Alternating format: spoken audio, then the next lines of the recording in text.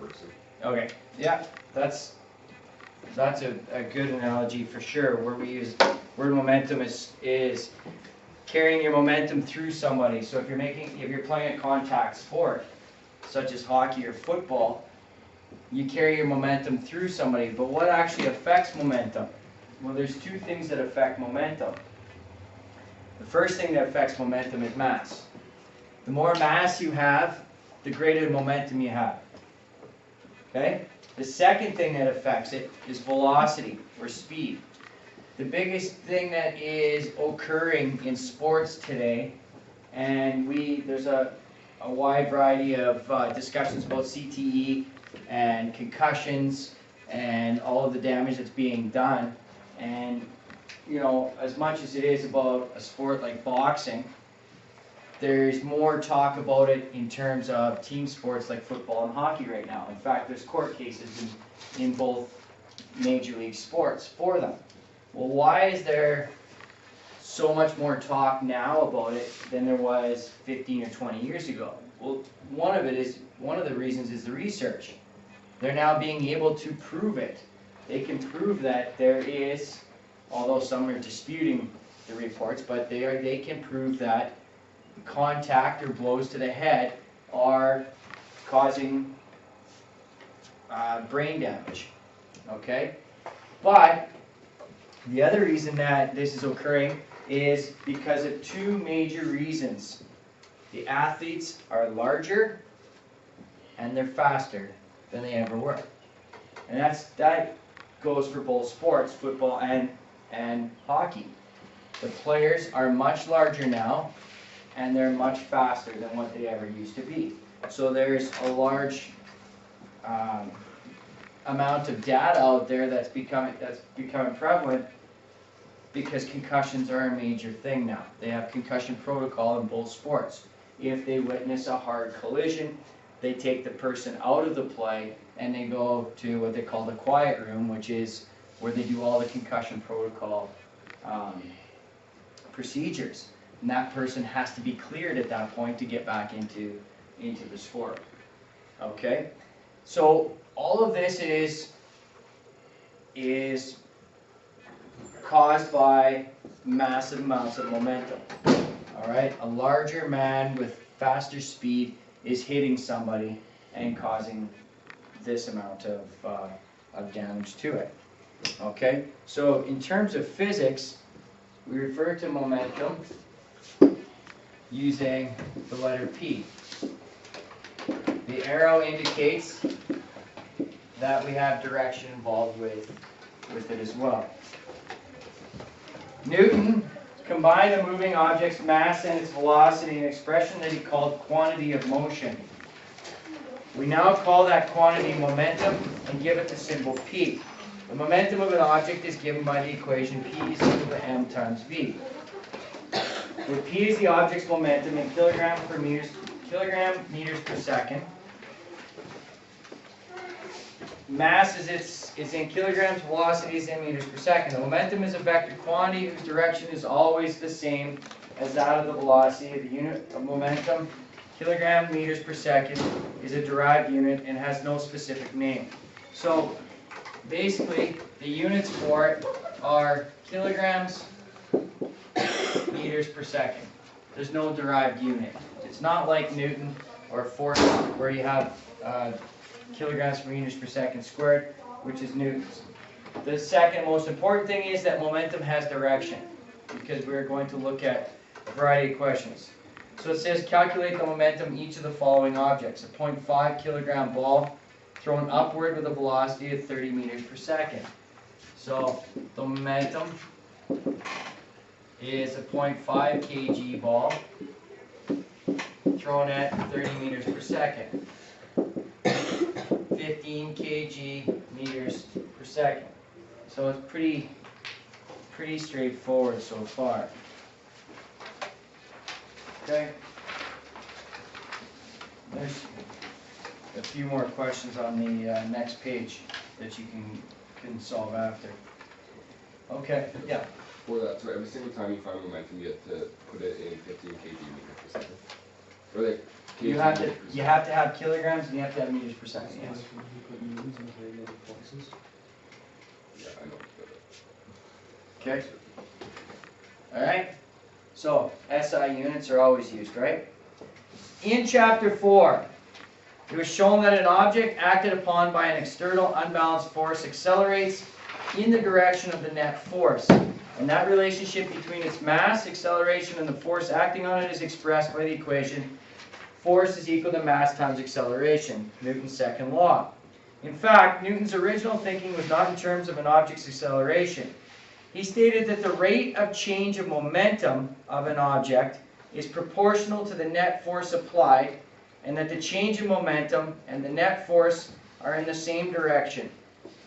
So when Newton was talking about his net force law, saying that an object stays at rest or in constant motion until an unbalanced force acts on it. All right?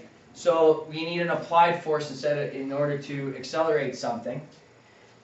He actually started this equation by going force is equal to change in momentum over a given amount of time.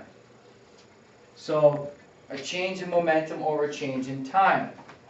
Therefore, if I arrange this differently, I can say that change in momentum is equal to force times time. And they refer this to what we call impulse. Okay? So change in momentum is equal to force times time, which is our impulse. This form of the equation can be quite useful. For example, when a golf ball is about to be hit by a club, the ball has zero momentum. After contact, it has momentum in the same direction of the force of the club upon it. Similarly, if a force is applied to a moving tennis ball that already has momentum, the force could increase the ball's momentum, decrease its momentum, or change its direction. How much the momentum changes depends on two factors: the magnitude of force exerted on the object, and the length of time for which the force acts. Whenever there's an impact or collision between the objects, the product force times time has a great significance. This product is given the name impulse, where force is the net force acting on an object in newtons, and time is the time in which the force acts in seconds. The symbol J is often used to represent impulse. Then J is equal to F times T, which is equal to P. We don't use J very much, for the record. Okay? So, change in impulse is when we take P2 minus P1, and that's equal to my force times my time. Okay? So that's change in my momentum. I think I said impulse, but change in my momentum. And how do you find momentum?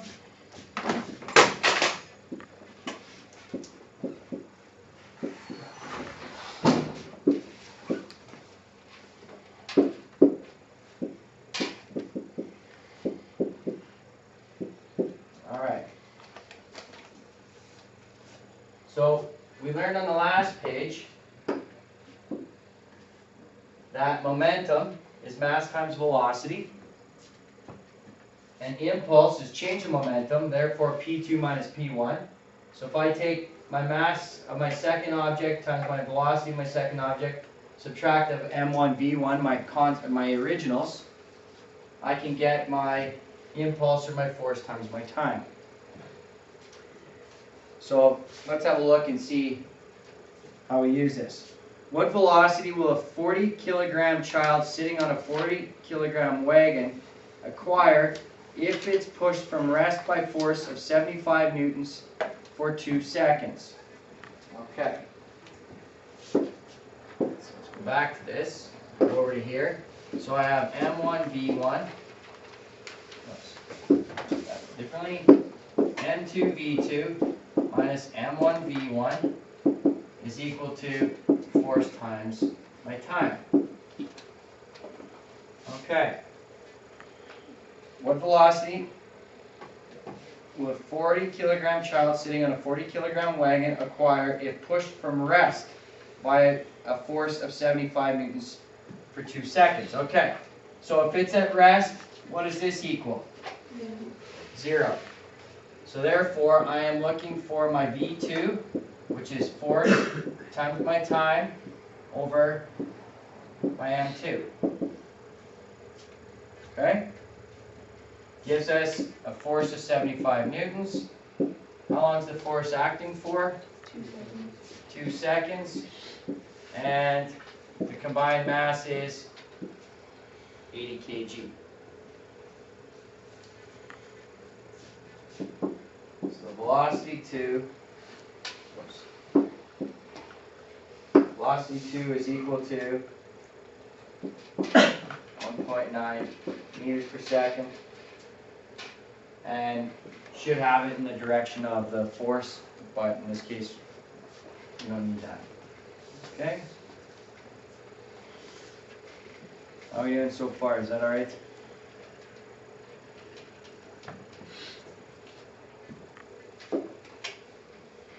What average force will stop a 1,000 kilogram car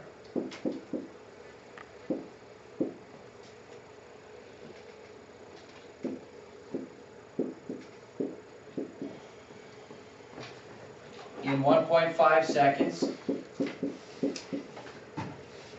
if the car is moving at 22 meters per second?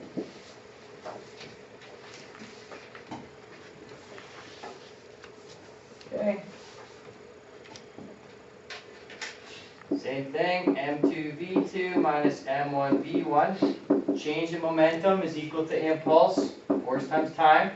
I'm looking for force in this case. What's my M2V2? 0. So that leaves me with negative 1,000 times 22 divided by my time, which is 1.5 seconds. What does that equal? 14,666.600. And that is newtons. And because it's negative, what is that implying? Slowing down. That's right. The force is acting in the opposite direction of the speed. Okay? Mary, problem? Yeah, I just got a little bit behind.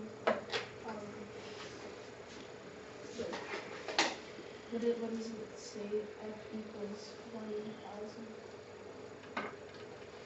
Sorry, ask that question again. Like, I don't know how you got 1,000. 14,666? Or 1,000 here? Yeah. That's this okay. This is 0 right here, Oh, right? okay. Because my V2 is 0. Okay. So I'm left with negative V1, M1 V1, and I divide it by T. Sorry, that was a good question. I should have rearranged that. Okay, I got it. Does that make sense now? Okay. Okay, any other questions about that? Yeah, go ahead. What if they give you, sorry, so they give you 2 velocities, and Yes. they use the same mass for that? Yes. Okay. There will be questions in which we have separate masses, but in both these two questions, the masses were combined are the same. Okay? All right. Next thing we have to look at is conservation of momentum. Most of you have taken chemistry, correct? Yeah? In a reaction, you have a conservation of energy, correct? Meaning that energy cannot be created nor destroyed during the reaction. Is that right? Okay, same thing happens with momentum.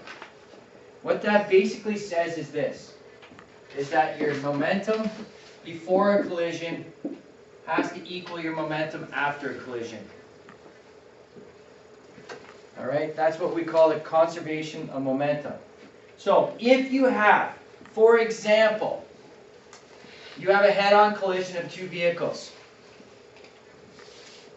Okay, so you have two vehicles coming together. So the mass of one vehicle and the speed it's going at, plus the mass of a second vehicle and the speed it's going at. We have the momentum of the two. Before they hit in a collision, we'll have two separate momentums. After they hit, my momentums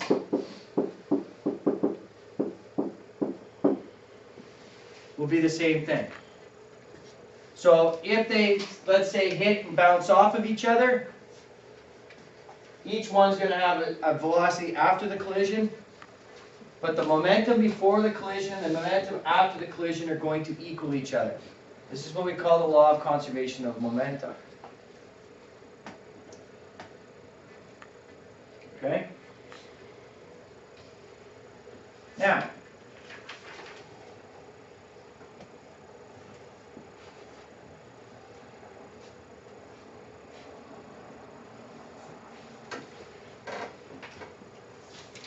if, let's say I had those two vehicles and they hit each other and they collided, but they joined.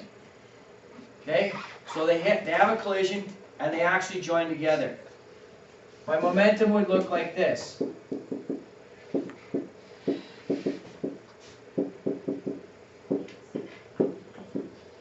They would have a combined velocity of the two vehicles. So they wouldn't just stop dead. I mean, it's possible. They could hit and stop. It's possible that they could hit and separate. And it's possible they can hit and get together and move together. This is what would happen if they moved together. Your masses would be combined and you would have the same velocity of both of them. Okay? If I have two vehicles in a head-on collision, one of the velocities has to be in the opposite direction. So how do I designate in the opposite direction? Make one a negative. So I have a positive velocity for this guy and maybe a negative for that guy. Okay? All right. Flip over to page 300. I think for the most part you're going to find this relatively simple until we get into the vectors. A loaded railway car, mass 6,000 kilograms. So, mass 1, 6,000 kg. It's rolling to the right at 2 meters per second. So I'm going to designate that as my positive. It couples, meaning it joins up with a car of mass 3,000 kilograms.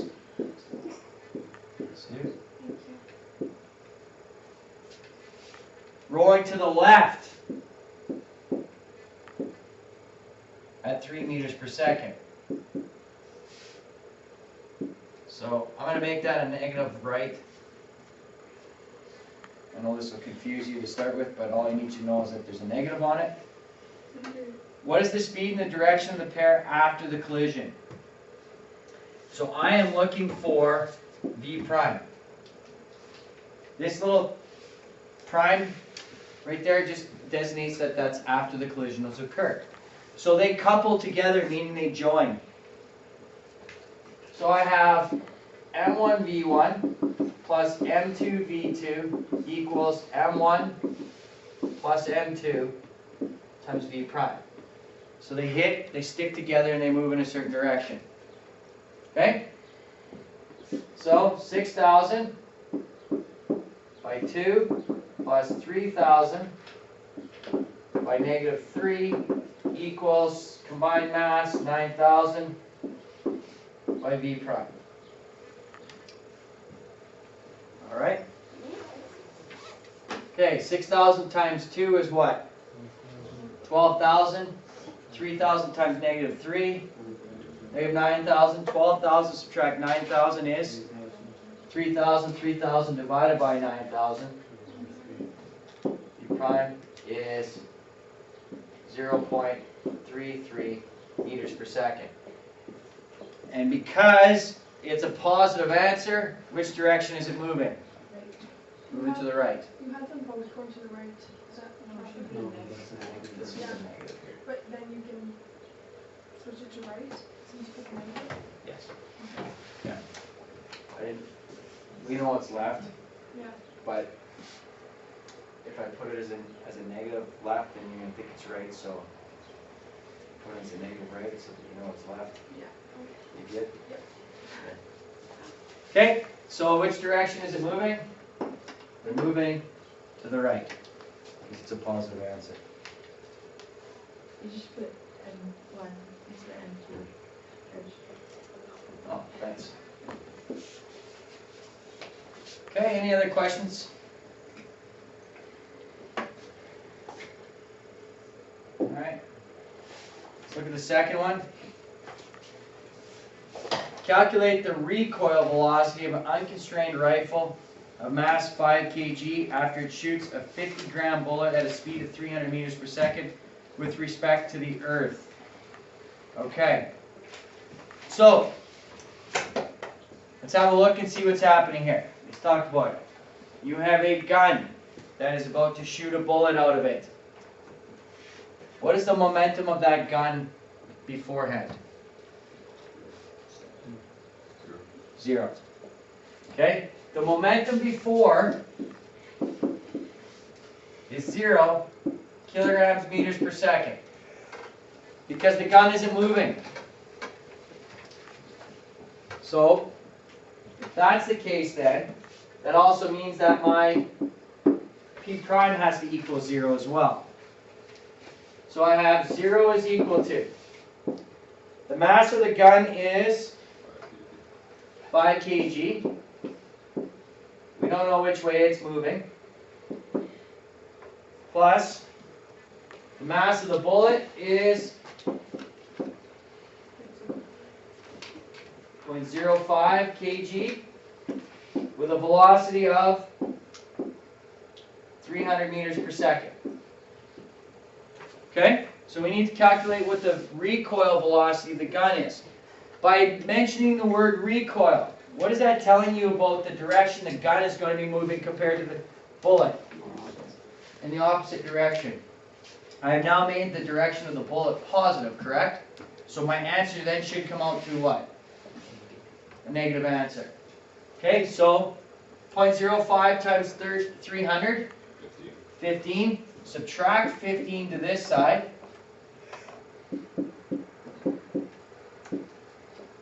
What is the recoil velocity on the gun then? Negative 3 meters per second.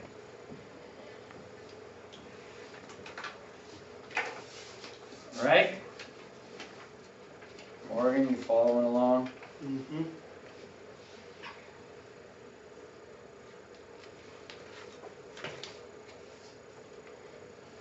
Okay, it's not very difficult.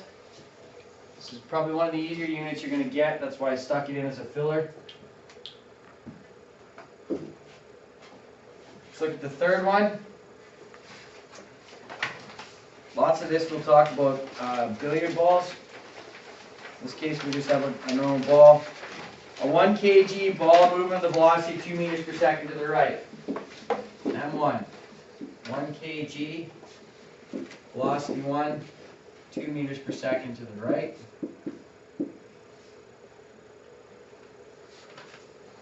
Collide straight on with a stationary ball. M2, 2 kg.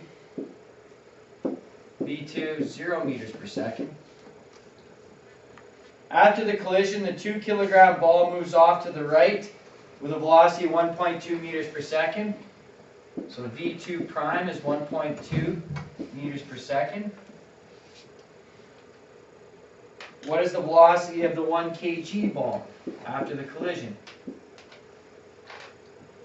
Okay, so I have a billiard ball. I'm shooting the cue ball. It has an initial speed. It's a lighter ball. It has initial speed. It hits another colored ball. All right? The colored ball moves off at 1.2 meters per second. We want to know what direction the cue ball goes after you hit it. In this case, we're just going forward and backwards.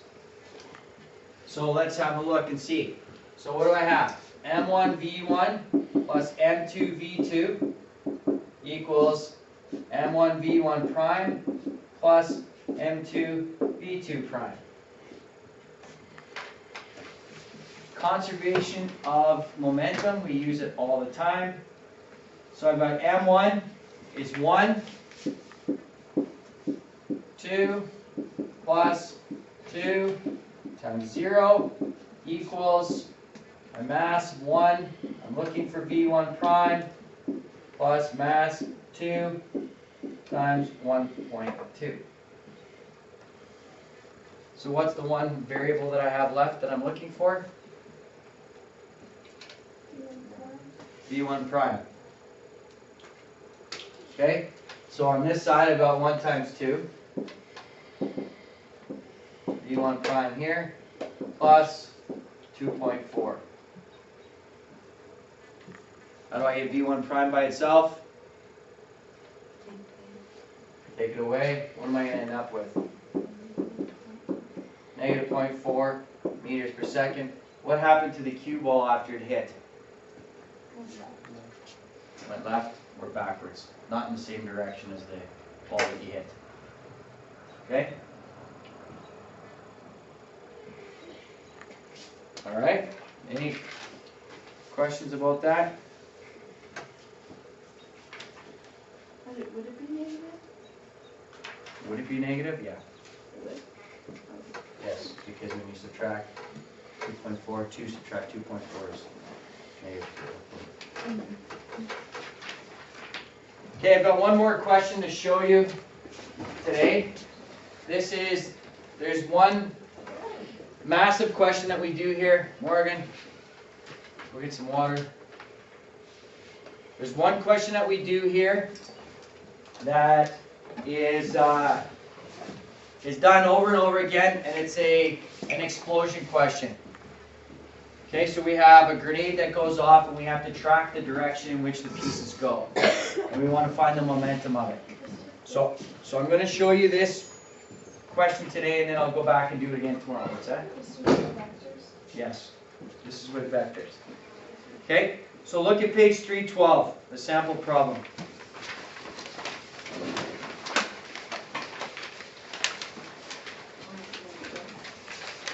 Okay, so this question is going to be very similar to the airplane questions that we did in the vector unit. Alright, so it works like this. A grenade of mass 1.2 kg.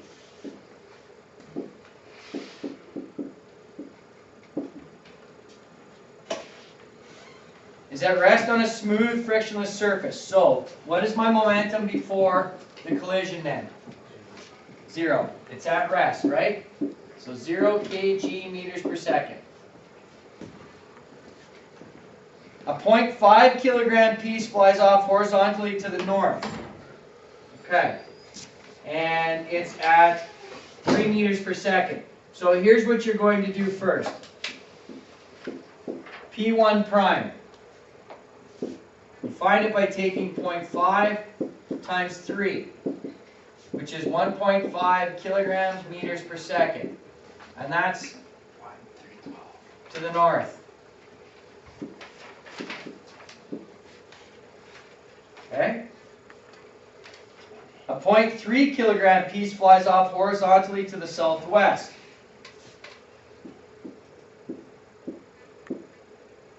So that's 0.3 at 4 meters per second, so that's 1.2 kilograms meters per second, and it's going to the southwest.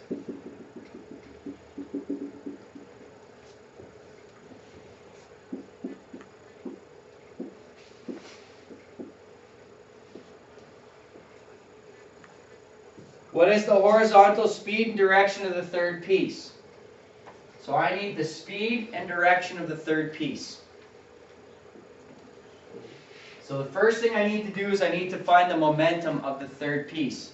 So here's where it gets a little more complicated. I had zero momentum before.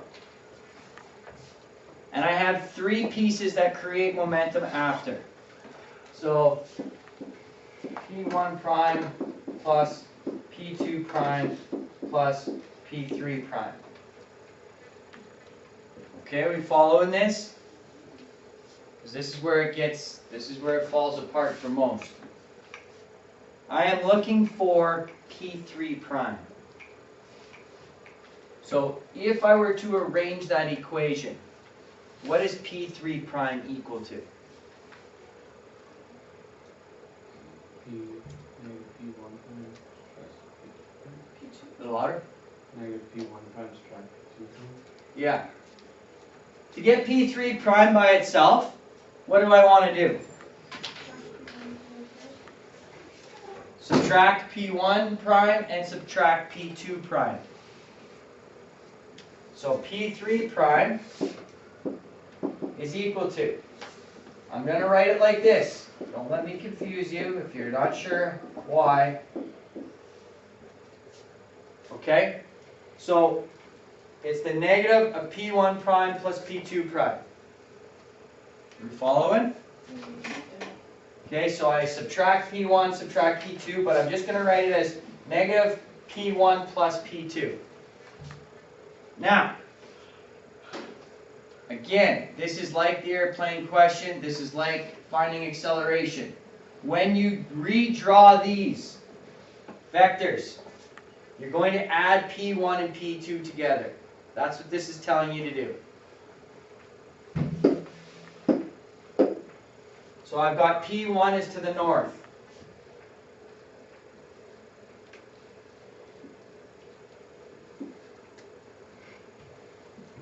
So I have 1.5 kilograms meters per second to the north. P2 prime is to the southwest.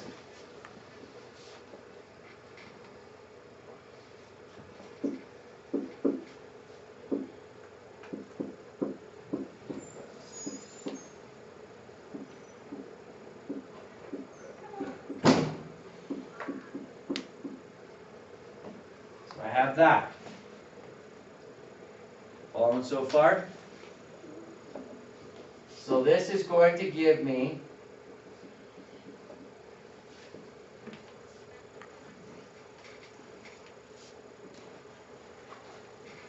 alright, I'm going to come back to this for a second. So just put your pencils down for 1 second. I want you to watch this. What I should have done here is this. Isolate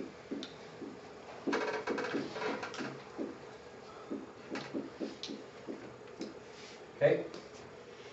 So by subtracting P3 prime to the other side, I got P1 prime plus P2 prime. We all follow this? Yeah. All I did was subtract the P3 prime. So the way I drew my diagram then, this is actually negative P3 prime right here, right? P1 prime plus P2 prime. Okay, just, I'll explain it in a minute. All right? To get P3 prime, all that needs to change is my angle. I still solve it the exact same way. All I need to do is change the angle. So instead of the angle going this way, my angle is going to go in the reverse direction. That's the easiest way to comprehend that. All right, but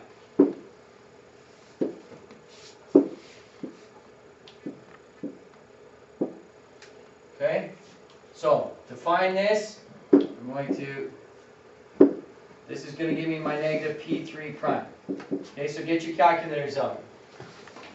Use your law of cosines to solve for this side.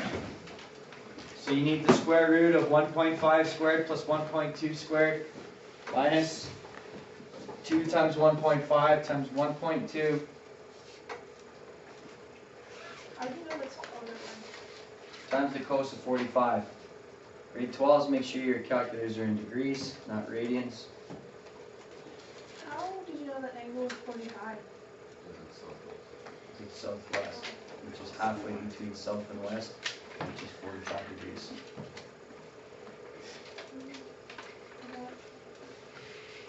Somebody want to give me the answer? 66.770 Too high. I got 1.069. Okay, Mary, a little louder. 1.9 1.0698. what?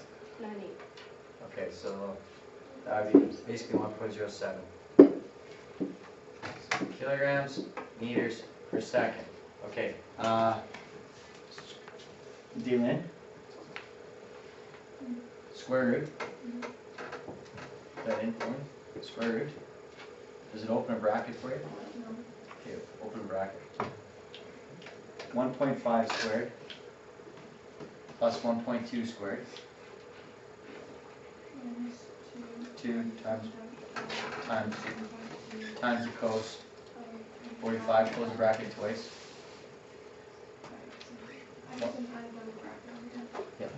Okay, so 1.07. Did you change it to, is yours in degrees? Yeah, and then 1.14.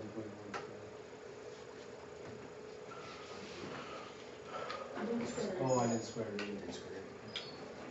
Okay, so now I need the direction. So I need this angle right here, please. Okay? So use your law of sines then. Sine alpha over 1.2 equals sine 45 over 1.07.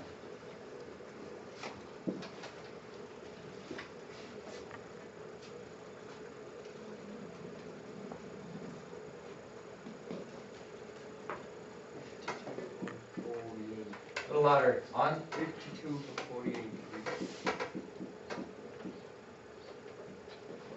468. Yeah, it's 460. 460?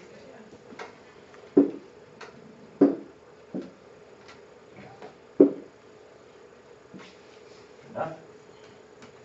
Okay? So I found out what my negative P3 is. That's what I found. So what is the actual P3 value then for this question?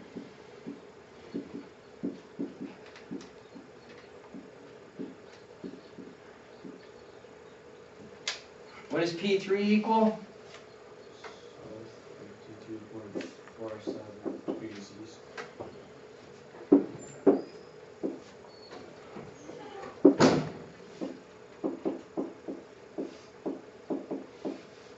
Just the opposite direction of that. That's the only catch in the in this question.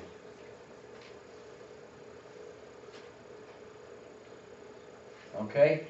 But the question actually asks you, what is the velocity of the third piece? What's the mass of the third piece?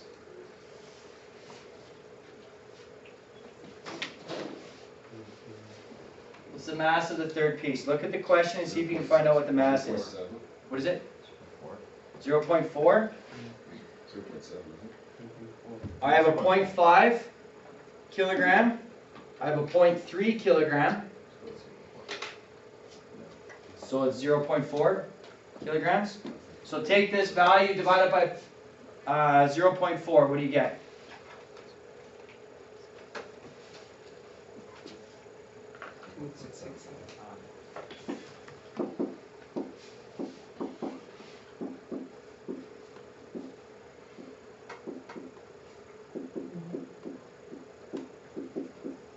There's your answer. Okay? So we'll go through this again tomorrow. This is a few missing today, but look at this. I start by drawing my two individual vectors. We started this before. Right? Then I use my equation to tell me how to draw the vectors. That's how I get to this. This whole question, again, can be done using components if you like that better. So if there's anybody that does not like the law of sines and cosines, you can do this question using components again. But for right now, I'm just going to show you using the law of sines and cosines. So if you would have done just the normal negative P1 subtract P2, like set it up that way, Then I would have had this as south, yeah. and this is northeast. And then you would have found just a normal angle. and you would Yeah. have to switch it. That's right. Okay, so Lexi's question is, if I had have done this instead, if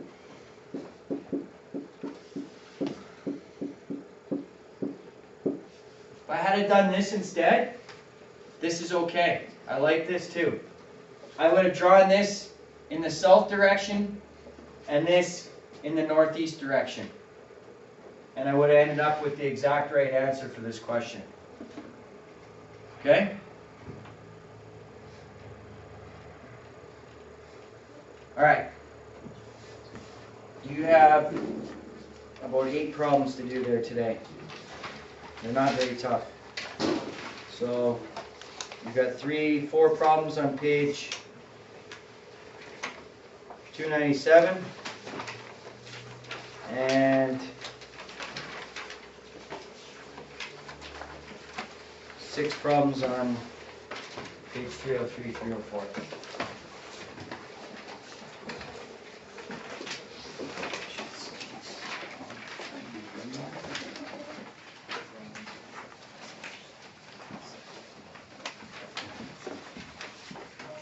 Morgan.